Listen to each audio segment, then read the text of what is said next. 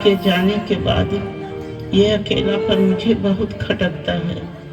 अपने ही घर में बेगानी जैसा महसूस होता है।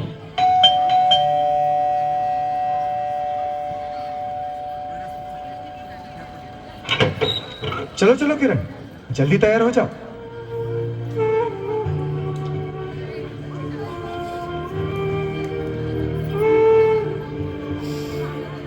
चलो, अब देर नहीं हो रही है क्या? किरण, जरा माँ को भी तो पूछ लो, उन्हें दिवाली पर क्या चाहिए। अरे, उन्हें क्या करेंगे पूछकर? अब इस उम्र में उन्हें क्या चाहिए होगा? 2 वक्त की रोटी, 2 जोड़ी कपड़े, इसमें भी और पूछने वाली क्या बात है?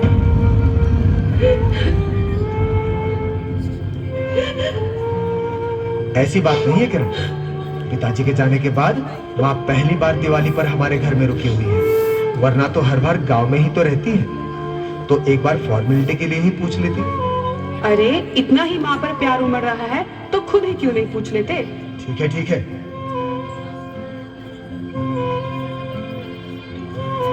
माँ, हम लोग दिवाली की खरीदारी के लिए बाजार जा रहे हैं। आपके लिए कुछ लाना है क्या?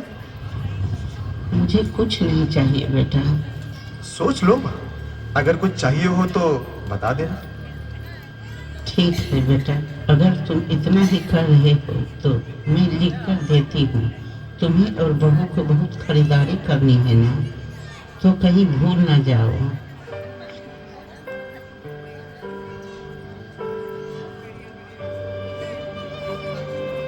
ये लो बेटा। ठीक है, हम लोग आते हैं। देखा किरण, माँ को भी कुछ चाहिए था पर बोल नहीं रही थी। मेरी जिद करने पर लिस्ट बना कर दी है। इंसान जब तक जिंदा रहता है ना, रोटी और कपड़े के अलावा भी उसे बहुत कुछ चाहिए होता है। अच्छा बाबा, ठीक है, पर पहले मैं अपनी जरूरत का सारा सामान खरीदूंगी, बाद में अपनी माँ की लिस्ट देखते रहना। तो किरण और सूरज दिवाली की खरीदारी करने निकल जाते हैं और किरण ने तो बहुत सारी खरीदारी कर ली है। ओह, आज तो दिवाली की ढेर सारी शॉपिंग हो गई और मैं बहुत थक भी गई हूँ।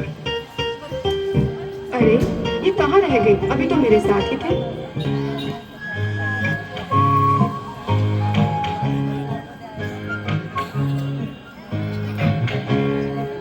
कहाँ रह गए थे आप? देखो, मेरी शॉपिंग तो हो गई। अब आप अपनी माँ का सामान ले लो, मैं आपका यही इंतजार करती हूँ। लो, कर लो बात। अरे तुम भी तो चलो। माँ के लिए कुछ खरीदना है तो उसमें तुम्हारी भी तो जरूरत पड़ेगी।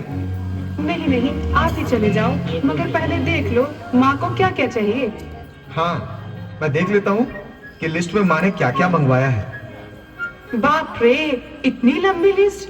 पता नहीं क्या क्या मंगवाया होगा। जरूर अपने छोटे बेटे के परिवार के लिए बहुत सारा सामान मंगवाया होगा। और बनो श्रवण कुमार। चिट्ठी पढ़ते पढ़ते सूरज की आंखों से आंसू बहने लगते हैं। क्या हुआ सूरज? क्या लिखा है लिस्ट में? तुम रो क्यों रहे हो?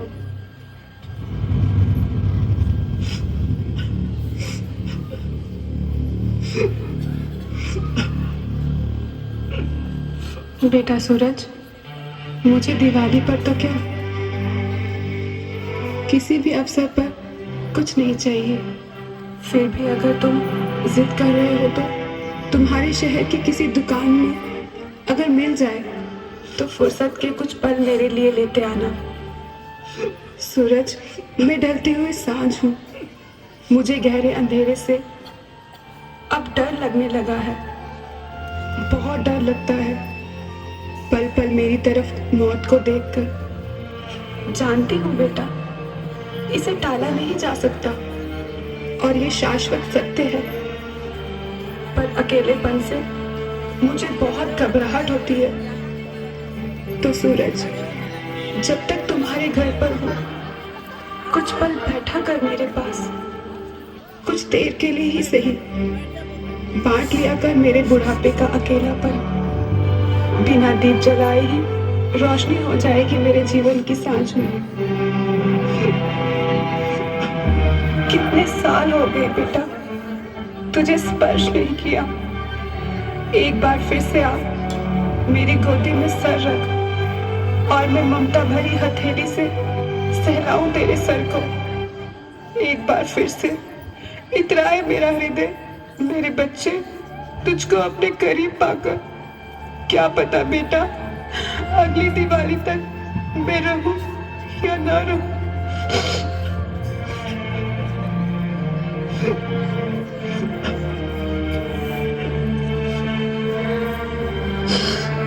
चलो सूरज, जल्दी चलो माँ के पास।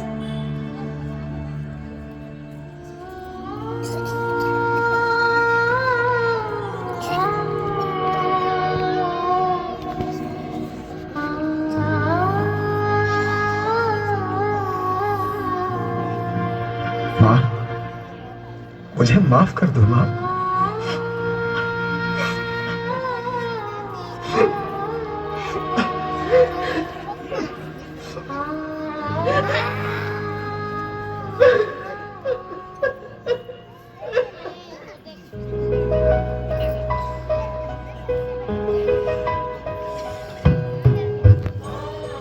आओ माँ, आओ, तुम्हारी गोदी में सर रख ओए। लूं।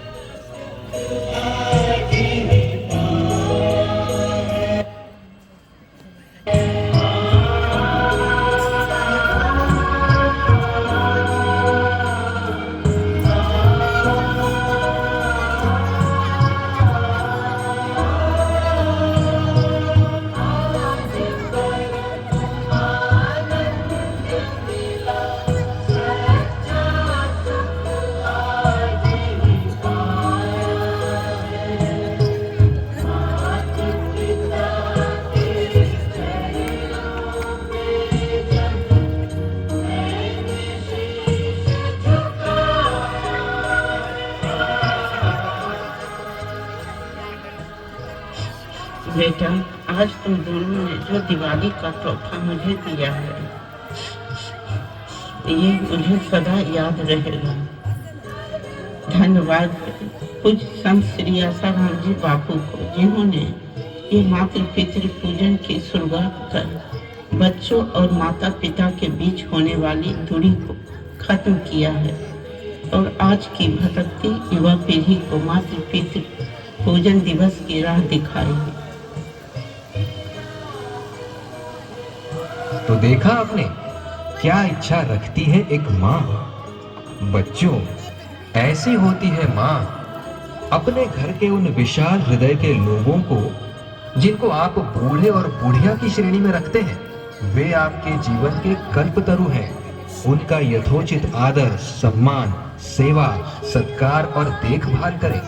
उन्होंने हमारी परवरिश करते समय हमें कभी भी बोझ नहीं समझा, इसलिए आप भी उन्हें कभी बोझ ना समझें। यकीन मानिए, आपके भी बूढ़े होने के दिन नजदीक ही है। उसकी तैयारी आज से ही कर ले। इसमें कोई शक नहीं है कि आपके अच्छे और बुरे कृत्य आज नहीं तो कल आपके पास ही लौट कर आने वाले हैं। तो आने वाली पीढ़ी को बाल संस्कारों में भेजकर अथवा स्वयं घर घर चलाकर बच्चों, विद्यार्थियों के सत साहित्य विद्यालयों में बंटवाकर समाज के सभी बच्चों को संस्कारित करने की मुहिम चलाएं।